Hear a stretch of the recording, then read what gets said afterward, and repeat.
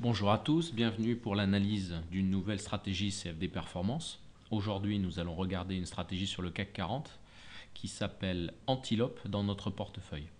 Comme d'habitude, je commence par passer en revue rapidement l'évolution du CAC sur les 10 dernières années, période sur laquelle nous allons analyser notre stratégie.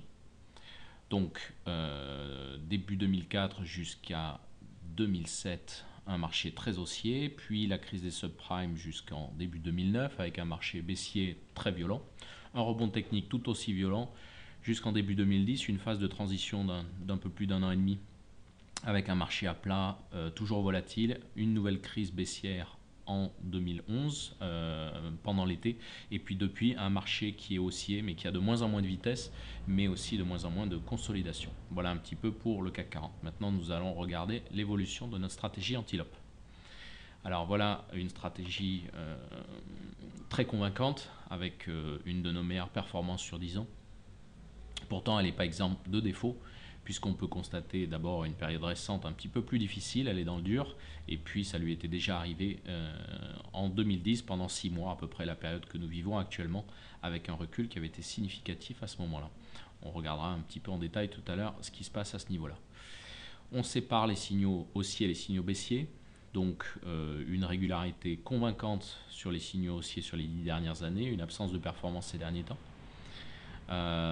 et des signaux baissiers bien entendu qui s'expriment mieux quand le marché est baissier et qui ont quand même continué de fonctionner pas mal ces derniers temps alors qu'on n'était pas dans un marché baissier, et en revanche un petit accès de faiblesse depuis 6 mois sans surprise, avec ce qui correspond à une période un petit peu identique qu'on a vécue précédemment. C'est une stratégie qui passe pas beaucoup de temps dans le marché, à peu près un tiers. C'est toujours intéressant d'avoir des stratégies qui ont des bonnes performances et qui ne passent pas beaucoup de temps dans le marché. Maintenant, le Total Trend Analysis, des taux de réussite qui sont très faibles, qui sont significatifs de stratégies de tendance habituellement. Bien évidemment, c'est ce qu'on constate quand on regarde les average trades. Donc des gains relativement significatifs. Par contre, des pertes contrôlées, que ce soit sur les longs et sur les shorts. Et puis bien entendu, la particularité des stratégies de tendance, des maximums qui sont bien supérieurs d'un côté que de l'autre. En tout cas, c'est valable sur les longs cette fois-ci et un petit peu moins vrai sur les shorts. Pardon, c'est l'inverse.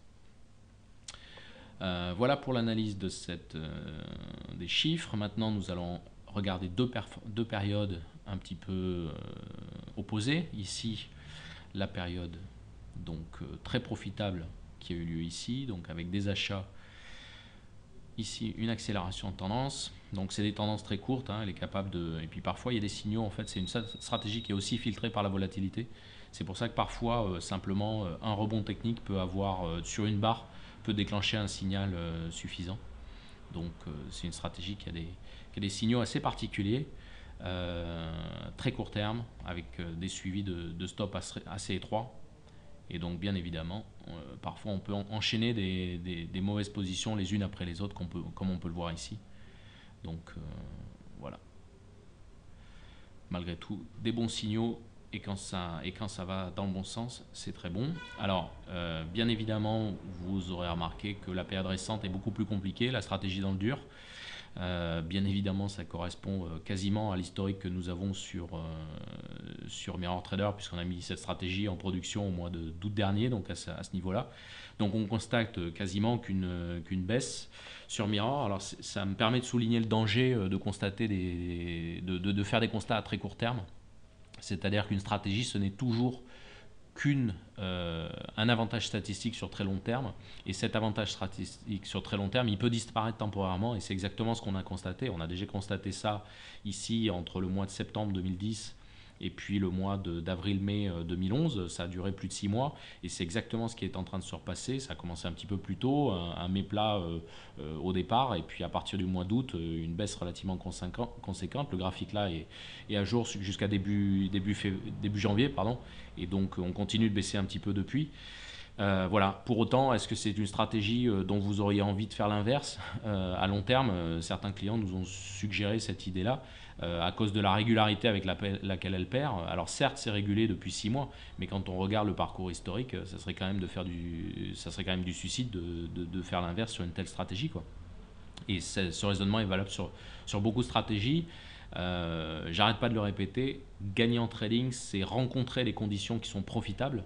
Et à un moment donné, le marché peut se dérégler temporairement. Et quand on regarde cette période justement de septembre 2010 à début 2011, on avait beaucoup de stratégies qui étaient à la peine. Ce n'était pas uniquement celle-là. C'est tout un environnement de marché qui n'est pas adapté à, en général, le trading. Et pas seulement une ou deux stratégies. Et c'est là où la diversification dans le passé avait été plus simple qu'elle ne l'est maintenant. Et c'est ce qu'on est en train de vivre, c'est-à-dire qu'on a beaucoup de nos stratégies qui sont un peu dans le dur depuis le mois de juillet. Globalement, elles le sont toutes.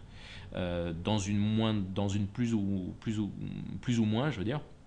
Mais c'est pas pour autant que ça va pas remarcher demain. C'est-à-dire que dès que le marché va reprendre des conditions un peu plus normales, et on a vu des bons signaux par exemple cette semaine avec un petit peu de volatilité, et immédiatement des stratégies sont de nouveau convaincantes.